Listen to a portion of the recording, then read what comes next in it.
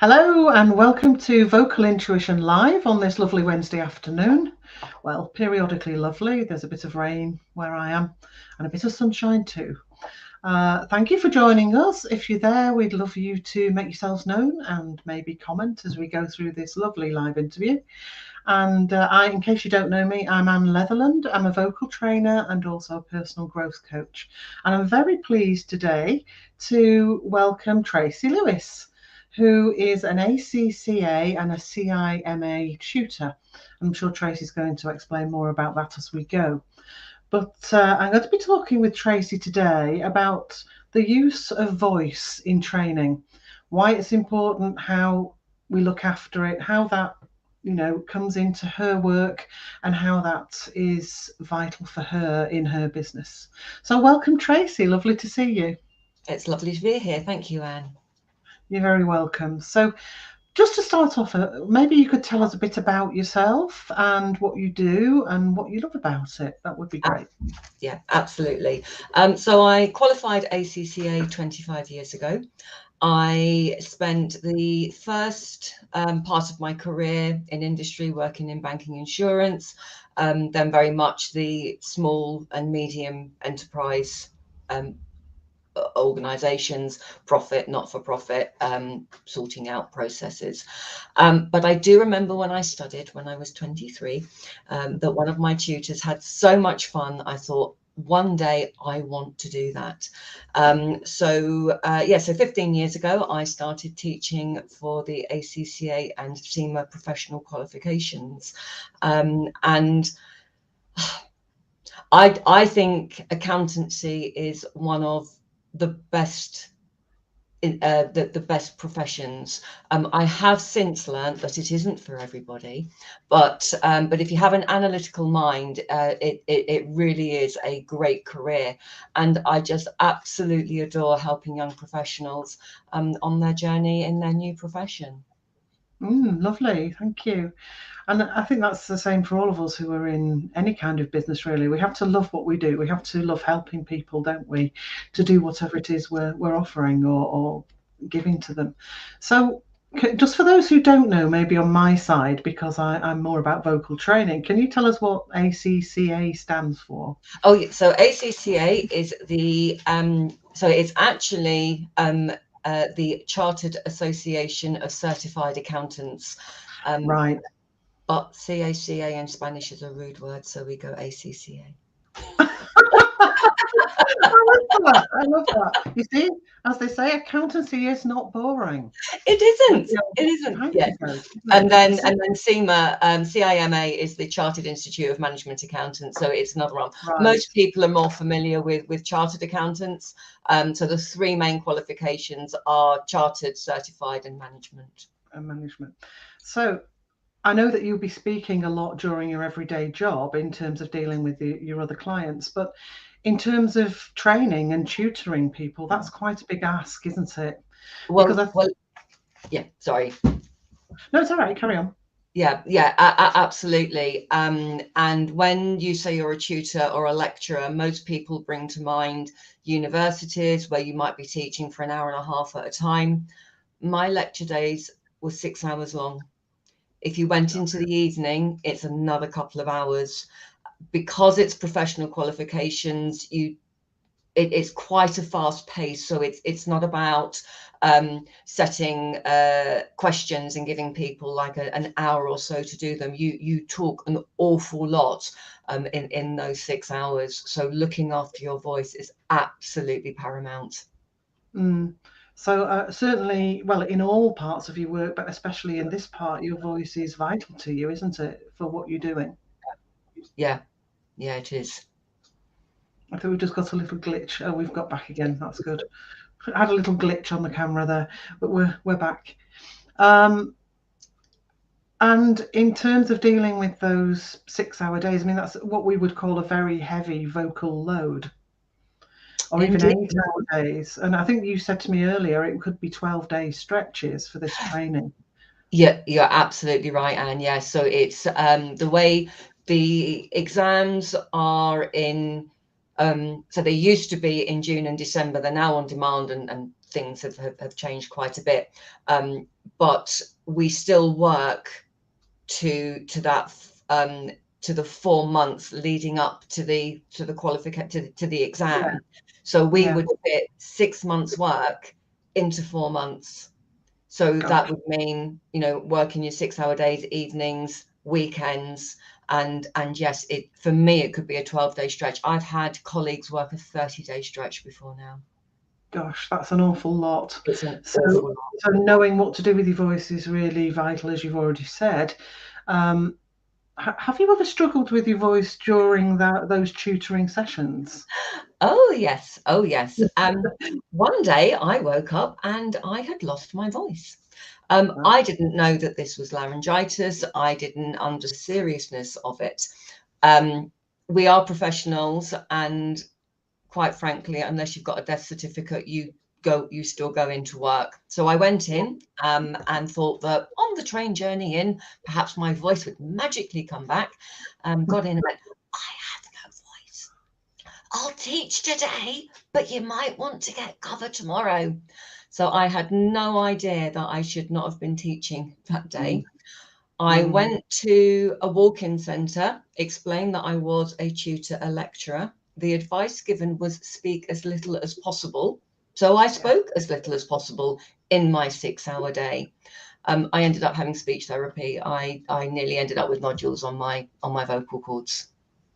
Yeah, because a really important thing that I think a lot of people don't realise, if they're not particularly in a voicey business, as it were, is that we only have so many voice hours per day. Our voice is a physical system. It's not actually just one thing. It depends on a lot of different areas of our body. But these very fine structures inside our voice box, the vocal folds, will tire. Yeah. There are muscles involved. And essentially, you know, if you overwork a muscle, what happens? Well, it starts to shake, and after it starts to shake, it starts to get damaged if you keep pushing it. Yeah. And so it's something really important to remember. It's a little bit like going to the gym or going for a run or whatever, you know, and we can all speak. So I find that many of us take it for granted. You know, our speaking voice is fine until it's not. Yeah. And yet, you know, we can all run, but we can't all run a marathon. We can all speak, but we can't all speak for a marathon without some kind of training and without some kind of intervention, as was in your case. So what kind of things did you learn from the speech therapy, do you think, that helped you? Well, first I learned that there are only 2 vocal cords. And I learned that when you raise your voice or when you cough, they smack together. They do indeed.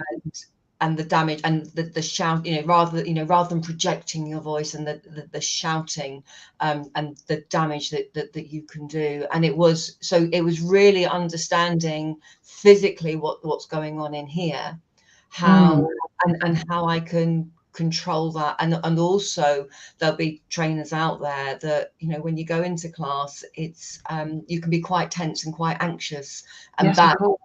and if you carry your stress here.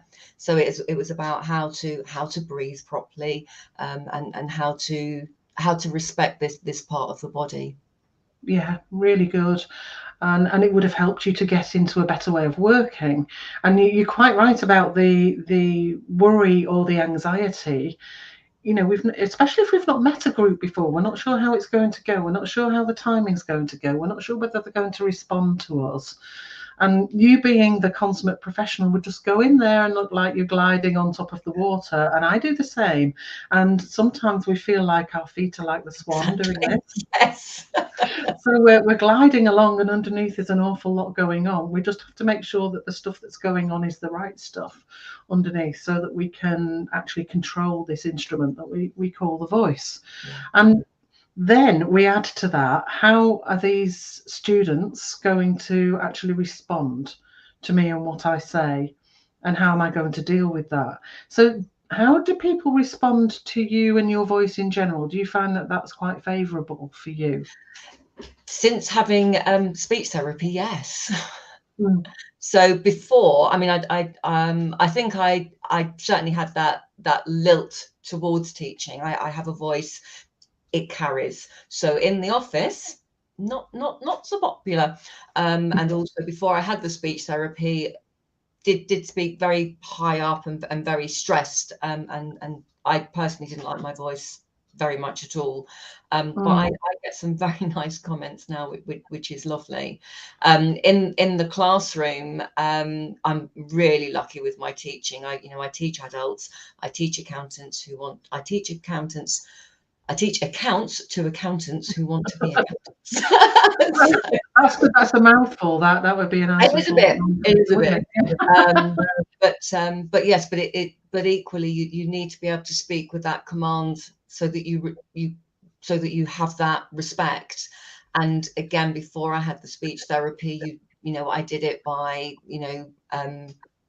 bringing in sort of a harshness, speaking quite loudly, quite forcefully. And then, since the speech therapy and speaking is so much easier now. And I know my colleagues so when I had speech therapy, it was anybody who uses their voice professionally should have speech therapy. Singers do, actors do, teachers don't, telephonists don't. So I was one of the very few that did have such training. And I remember when we would go back after our 2-month break, and after the first day, people would go, "Oh, my voice really hurts, it's achy." I go, "No, mine's not. I did my exercise before going in. I can relax at the end of the day." Yeah. Brilliant. I mean, I'm not a speech therapist because it's a clinical thing, but I am a vocal trainer, and I do use many of the same techniques, just in a different way. And I think speech therapy tends to be for when people have had issues with their voice generally. Yes. I think you could possibly go and see a speech therapist privately if you wanted to. But I think there's a dearth of appointments generally, isn't there? So it's not that they could necessarily see everybody, but there are plenty of vocal trainers around who can help you with those basics and fundamentals, obviously including myself. But I'm just saying it's not necessarily the only way in. We need somebody who knows about voice really well and understands the boundaries of that as well. Absolutely. And I would like to say, because Anne, you and I have done some work together. And what I love about working with you, and it has built on that. So I had speech therapy because there was an issue, and I learnt about what happens here. But what I've learnt with you has taken it much further than that. And it is about understanding the mechanics, and then you can protect yourself. Yes. And also know how to change your voice for different situations and different contexts. Because as you were saying, it's not all about shouting and being loud as a trainer. It's about actually having a certain amount of gravitas and being able to make an impact. Yeah. So it's about emphasis. And everybody talks about this thing called projection, but projection has a lot to do with something called resonance, which I think, again, people bandy around and don't really understand. But these kind of things you can learn about if you actually take vocal training as a trainer or as a coach or as a teacher. We get the same thing with teachers, don't we, as we do with lecturers. People lose their voice at the beginning of term because they haven't built up the stamina, basically. Absolutely. Yes. And even more so for teachers, because of our workload. There would be a slower start to the term, and it would tail off, and it'd be in that in that middle bit that was the most intense, by which time your voice is beginning to warm up. But if you think about a teacher, first day one in class, and it doesn't stop until the end of term. No. I mean, it's particularly difficult listening to your routine because there didn't seem to be any possibility within that for you to actually take the pressure off yourself, to actually get other people talking or other people doing things, which is quite a good way to do it. Because if you're training a lot, even a 5-minute gap every hour can stop you from going into that really overtired place. But it's really a daily routine and warming up and training so that you have the stamina in that voice as opposed to just going in cold, So do you have a routine for looking after your voice on a sort of daily basis? I think it's become more of a habit now. So it's more to do with breathing. It's yeah. So water with lemon and honey is always a good start to the day. But yes, it's my breathing exercises mostly that I do to prepare me for the day. Sure, and just getting the voice working in a balanced way with the breath, which all sounds very straightforward, but actually very often we don't breathe properly, do we? We spend all day doing shallow breathing and not really supporting our voice. And the one thing I've learned to listen to what's going on in this area. So if for some reason things do start to get tight, there isn't a huge amount I can do in the classroom, but you can sort of set a question, and then I run out to the ladies and do some deep breathing and go, right, okay, check out what's actually going on, and bring it back again, because I know if I continued for the rest of the day in that state, the voice would go again. Absolutely. I'm a great believer in buzzing, just as a reset, just a little bit of, and we've also learned a technique where you can keep the throat open, haven't we?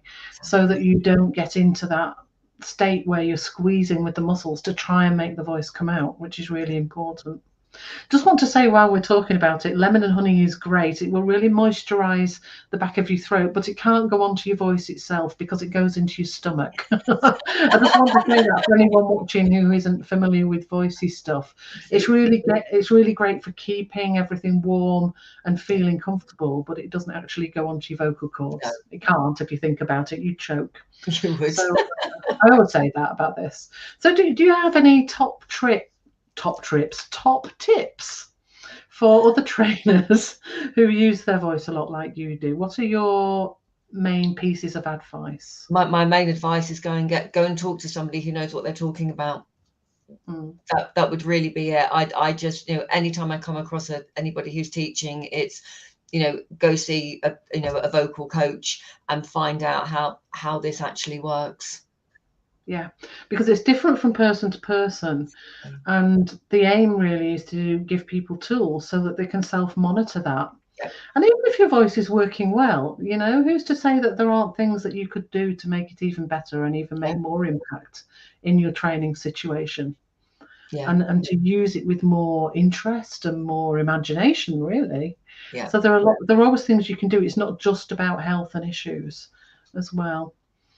Lovely. Well, I don't see any comments. If anyone's out there watching and would like to comment, please do put something up for us, or any questions.